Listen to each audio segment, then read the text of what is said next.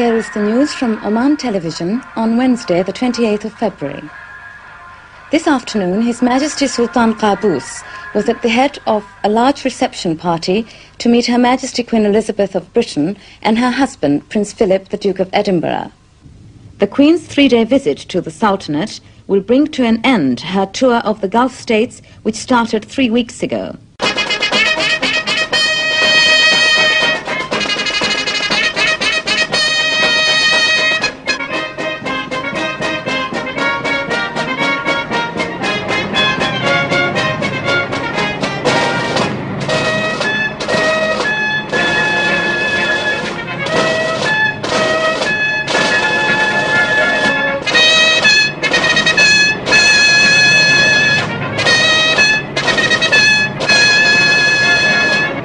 Since 1966, the spectacular development of Abu Dhabi has been firmly in the hands of its ruler, Sheikh Zayed bin Sultan Al Nahyan, President of the United Arab Emirates. How the Gulf states have used their sudden fortunes has been largely dictated by the plans and ambitions of their individual rulers. Abu Dhabi and Dubai are no exceptions. Your Highness, during the past 2 weeks, my visit to the Arab states on the southern shore of the Gulf has taken me to one of the fastest growing and most prosperous areas of the world.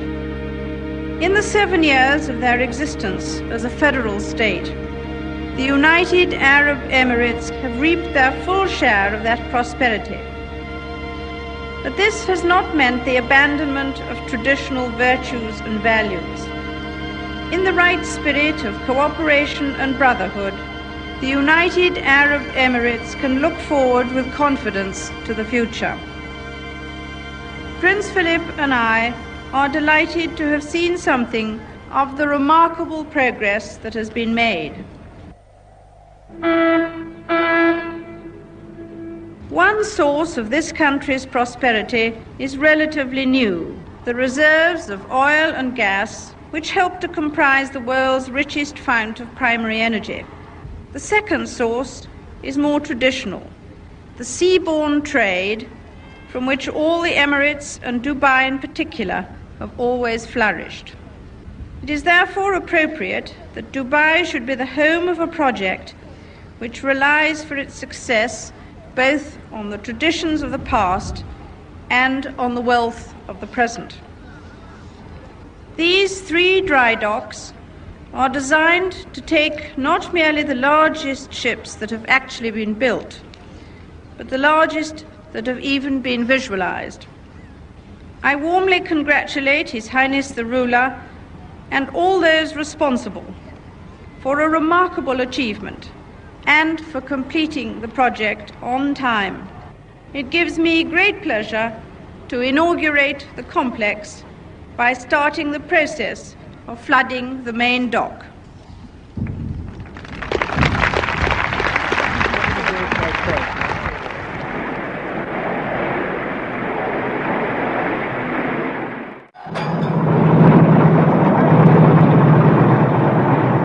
Near the town of Dubai is one of the most ambitious projects ever to be undertaken in the Gulf: the creation of the vast new port of Jebel Ali, with its own city and industrial complex. Your Highness, I have greatly appreciated the splendid welcome given to Prince Philip and myself since we arrived in Dubai yesterday. It is appropriate that I should have come ashore from the Royal Yacht Britannia to inaugurate Jebel Ali Port. Though completion of this gigantic project is still many months ahead, the ceremony today means that a significant milestone has been passed. One day, the sea will flood over the route, which gave the royal party a chance to appreciate the immense scale of this project. I am very glad today to be able to pay my tribute to a bold and imaginative industrial venture, in which a major contribution has been and is being made by British industry. One of man's oldest dreams has been to turn the desert green. the desalination of seawater here in the Gulf is intended to convert that dream into reality. It gives me great pleasure to inaugurate the first of 6 desalination plants to become operational.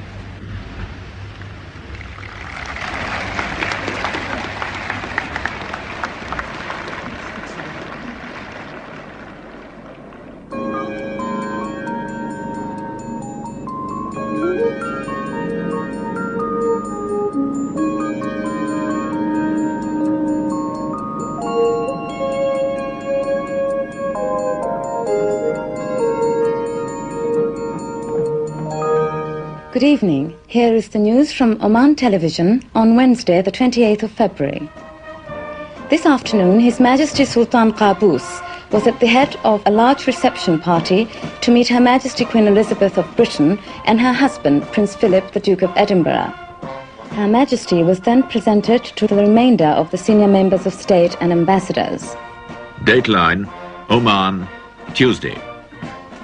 Not only is his country one of Britain's oldest allies in the Gulf, but the 38-year-old Sultan of Oman has strong personal links, maintained since his years in England at the Royal Military Academy at Sandhurst. Oman lies at the very mouth of the Gulf, where it meets the Indian Ocean. It has been of strategic importance to different nations throughout history. Accompanied by His Majesty Sultan Qaboos, Queen Elizabeth today visited the historical city of Niswa. After a tour of the fort, the governor of Niswa presented a gift to Her Majesty. Last night, Her Majesty Queen Elizabeth was the guest of honor at a banquet hosted by His Majesty Sultan Qaboos at his Muscat Palace. His Majesty conferred on the Queen the Order of Oman, and Her Majesty conferred on him the Royal Victorian Order. Your Majesty, it is nearly 200 years since Oman and Britain established a formal treaty relationship. The British representatives have served in Muscat almost continuously since 1800. The agreement we signed in that year expressed the hope that the friendship of the two states may remain unshook till the end of time and till the sun and moon have finished their evolving career. This tour is best summed up by a passage from one of the Queen's earlier speeches. My visit to these shores symbolizes the transformation of our previous relationships with all the Gulf countries into a new understanding based on mutual respect and common interests.